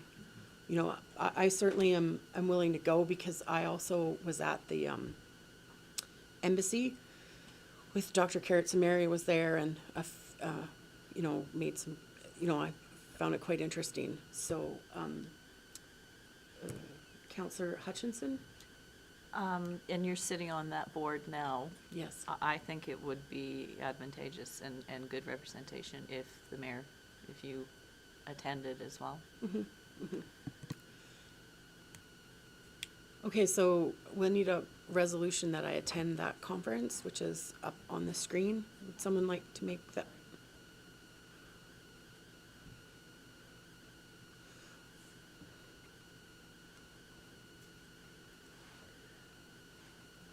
Is there any further discussion? Would someone like to make that motion? Councillor Caprero? Be it resolved that council approve administration to attend the 2023 AJTMA AGM in Jasper, as well as the mayor. Thank you very much. And seeing no further discussion, I'll call that to a vote. All in favor of that motion? And that's carried. Thank you very much. So going on for correspondence for, Mr. Kraus and I will both try to get a hold of Mr. Carrots and Mary, or Dr. Carrots and Mary's, to get a little bit further direction and for council and administration. Is there anything for correspondence for information from 9.1 to 9.8 that anybody would like to discuss or bring to our attention? Seeing none, does anyone have a motion? Councillor Phillips? I'll make a motion to accept items 9.1 through 9.8 as information. Thank you very much. And seeing no further questions or comments on that, I'll call that to a vote. All in favor of that motion? And that's carried. Thank you very much. So now we're at the CAO report. Mr. Kraus? Thank you, Your Worship. So the report has been submitted to council, so if council has any questions, be happy to answer. Thank you. Does anyone on council have any questions for Mr. Kraus about his report?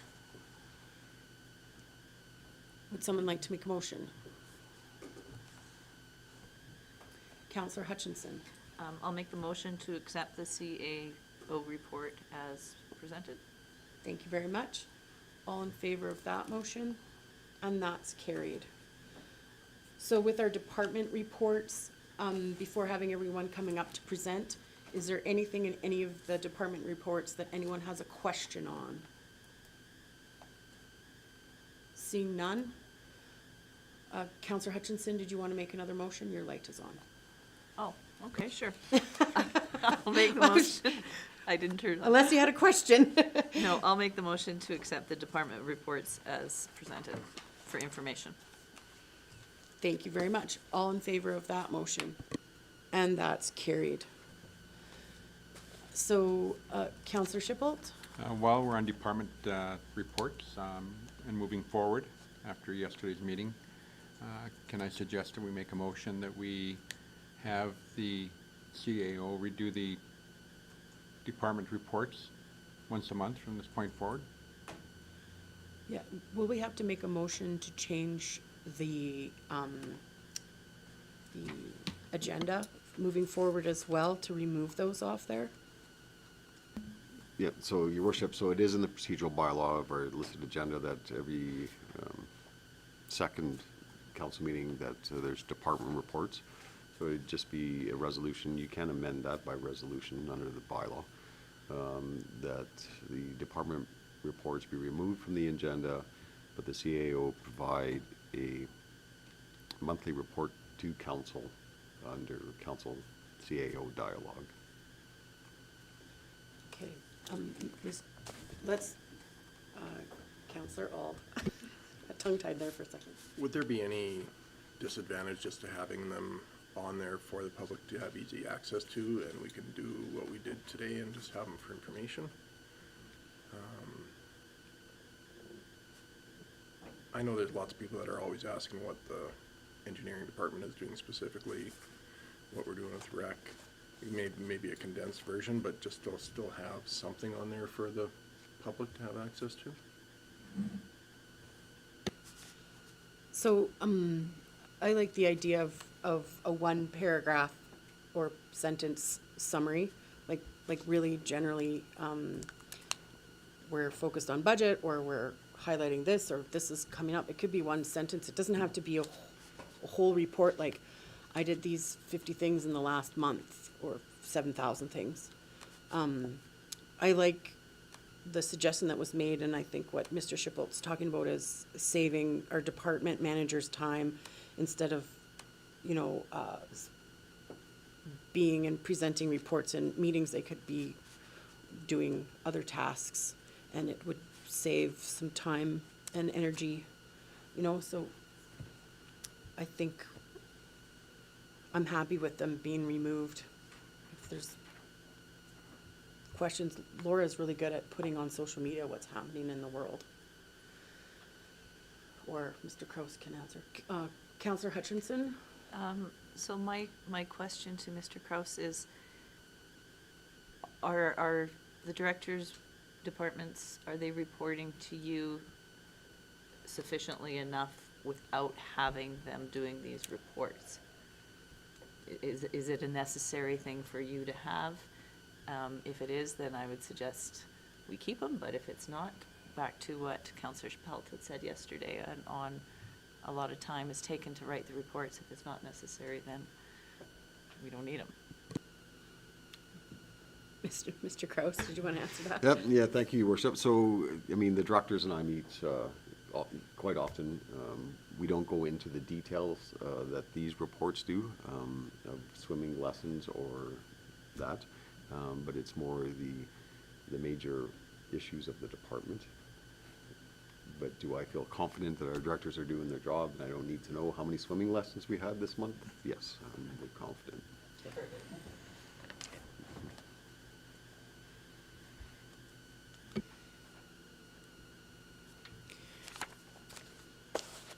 So, did you want to make the motion that's up there, Mr. Schippold? Counselor Schippold? I will make that motion that we resolve the council remove the department reports from the council agenda in bylaw 2022-15 procedural bylaw and to be replaced by a CAO dialogue with council providing a monthly operations summary. Does anybody have any further discussion on that item? Can I add to that? I mean, we can try, and if it doesn't work, we can revert back. Yeah. It's not wrote in stone, so I think if we see in a short period of time that it's not working, and to Councillor All's point, that typically these reports, it's a thing that they miss that somebody's asking about, that you're gotta ask the question half the time. So I think, hey, let's test the water. Okay, thank you very much. I agree with that. Can always change it back. So seeing no further discussion, I will call that to a vote. All in favor of that motion? And that's carried. Right, yes. Just make sure I got counted all my hands. So, moving on to number 11, with the action list. Mr. Kraus, was there any items you wanted to point out from the action list, or was there any, yes, let's do that first. No, Your Worship, I mean, anything that isn't completed is scheduled to be completed with the dates put in for council, but if council has any questions on an action item that is not yet complete, I'm more than happy to answer. Thank you. I see a question from Councillor Boniface. Thank you, Your Worship.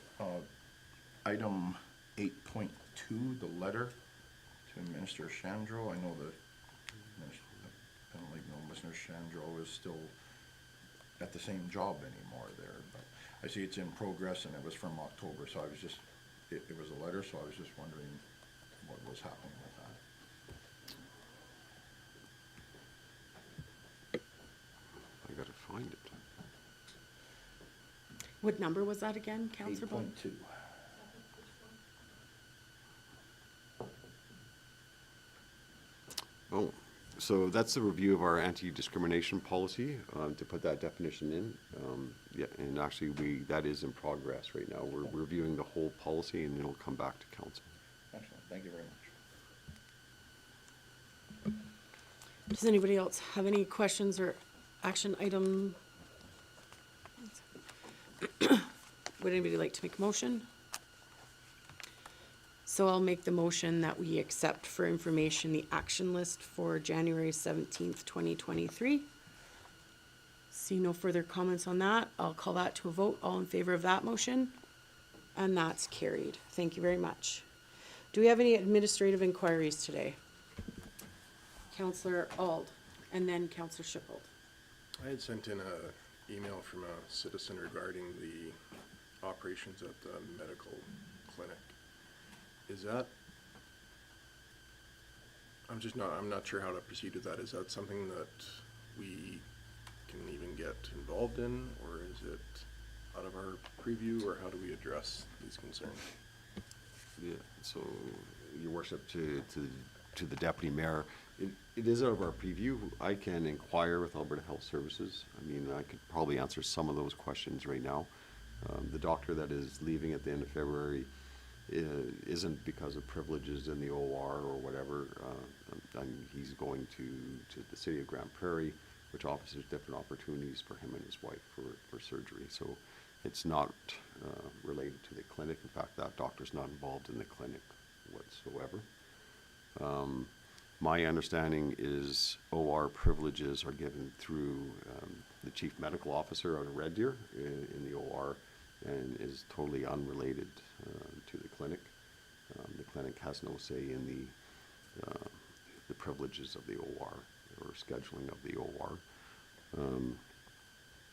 And as far as the clinic itself, I mean, that's a private business that's operated by the physician, so we really don't have any we don't have any input of how they operate the clinic.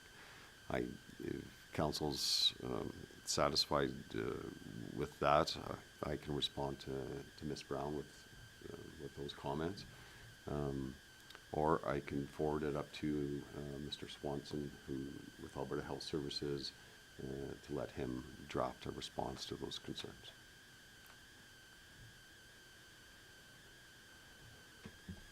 Councillor Ald. I think that's, if you're comfortable with giving those answers, I'd be fine with you responding to Ms. Brown.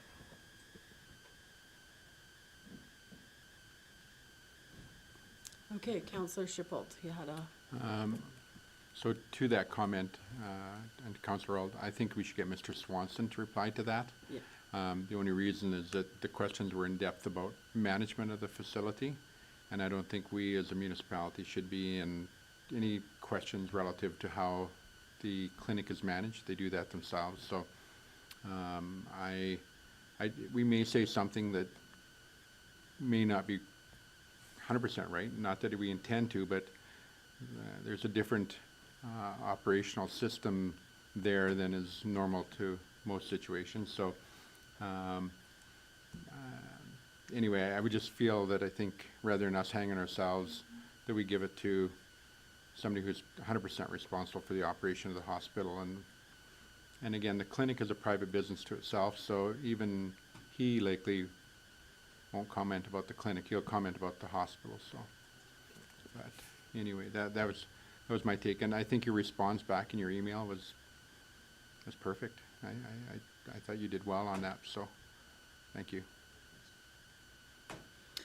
Okay, so I do Counselor have some Shippold. I have some items on my list, and I'm not sure if this is a place. I'm too new to the game, but I'm going to bring them up anyway. So one is a gentleman came, and again after yesterday, it's one gentleman came, but he said he was speaking on behalf of some people at Sandcastle Court, and that's to do with the lights in front of Shoppers Drug Mart on Highway 11A. Unless you push the button at the right time, does a walk sign come on? And so for the people who walk that intersection, it always comes up when the lights turn green, it doesn't say walk. And they said that the other intersections all say walk and that one doesn't. And so what they want to do is when the light turns green, for a green walk light to go so they know to go. Because if they push the button at the wrong time, it has to wait for another full cycle. And they said when it's cold out there, sometimes they're waiting for 3 cycles of lights before the thing will finally turn green for them to walk in any direction. So it's probably just a programming issue there. And then they said there's a group of them that did walk to Shoppers, and they're talking about the back alleys where they meet the street and how icy they are, and what kind of program do we have for sanding laneways where they enter onto a street and how icy they are, because they said they referred to the one behind the credit union as being slick as slick, and at their age they didn't want to go for that. Councillor All brought up something about minutes today, and it jogged a memory. Is that often I'm sitting here, and being where I am, there was a service level review held, and comments come back to service level review. Is there minutes taken at that meeting that would be available to me, or is it just basically like how does that work? Like, how do I get caught up into the discussions that occurred at that meeting? Because yesterday there was several times service level review comments came forward, and I'm oblivious to whatever happened. So, and then today, when Councillor All made a thing about, well, there's minutes available, I went, oh, well, maybe there is minutes available. So, just a question there. Should I keep rattling, or? No, let him answer one at a time. Okay, so your worship, to Councillor Shippold, so you got 3 questions there. I'm going to answer 2 of them as Mr. Shanks comes up and answers one of them. The Highway 11 crossing light, that is under the jurisdiction of Alberta Transportation, but we will forward that concern forward to them. I'm hoping that that's part of their operational review also about coordinating everything along Highway 11, but we will forward that concern to them. I'm still waiting for Mr. Shanks to make his way up. Yeah. But in regards to service level review, and council can also answer this, minutes are not taking of those meetings. But what is created is an action list that council assigns to administration. And I do forward that as... So I do have that. Yeah, and so that is the only record of that meeting is the action list. So an action list is created out of those meetings. It's sent to council. Did we capture all the direction from council at those meetings? And then we update that. And the binder's the same as our budget discussion binder, right? Or was there a different binder? There's a different binder. Do you have the different binder? Could he get the different binder? Because then that would have, like, why we discuss things in it. Yeah, so, yeah, we can definitely make a copy of the service level binder. And then if you have any questions, Councillor Shippold, feel free to come in and ask. It's only it, another so- 700 pages. No, I don't want that. Can I see what it looks like before we start making a copy of it? that's possible. Mi- 'cause- Mine's here, you can look at it. Is it Teresa? I think, no, okay. I'll borrow one to have a quick look, okay? And in regards to servicing of lanes, I'll have Mr. Shanks answer that one. Mayor, Council. With the lanes, generally, they are done on a complaint basis. Outside of that, we do sand our alleys. The transition between the alley and the street is a different, kind of a different ballgame. If we had to go and clean each one, we would be out there for many, many days. We did talk to our operators about when we're doing a curb to curb to clean off that transition at the same time. But the alley itself, if it's bad, we usually go out once a year. We'll lay down a bunch of 3/4 crush. We don't like to use our salt sand that we would use on the street. It's very costly, and it creates other issues with hard pack. So I know on my street, when they cleaned you live on that street there, just around the corner, and I go down my back alley, it didn't get cleaned when the grader went by, because it's like a jump like this now to go in the back alley, so I can see, and you can see them quite clearly, because we haven't had snow for a while. Yes. So they look funny, and it hasn't melted. Yep. But I can see why that got asked, because I was asking that last night when I hit that a little fast. As the complaints are coming in, we are dealing with them, and this is probably one of the first years in many years that we've actually taken complaints on the transitions. The laneways themselves, that's just, Right. we don't maintain them like a street would be maintained. Thank you. And then my question was about the transition, the sidewalk, basically, so. Yep. Where they walk, they said it was safer to walk on the street than it was on the sidewalk, so, I'm like, okay, whatever. But anyway, thank you for that. My last comment that I have, and that's to people watching us on TV, and they're saying that they hear Mr. Kraus, but they don't see Mr. Kraus, and that they would like to see Mr. Kraus on our video feed. So I guess I'm suggesting that we need to probably address that as well. Yeah, Then there'll be like a voice from above.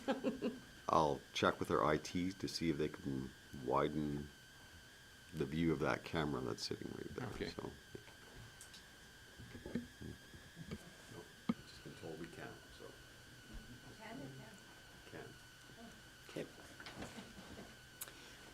Does that conclude your list, or you can keep No, going? No, I'm done my list, but I just want to know if this is the right time to bring up those kind of items on the list, or if there's a different time I should be bringing it up, or sending an email, or what's the proper protocol for me to do in the future?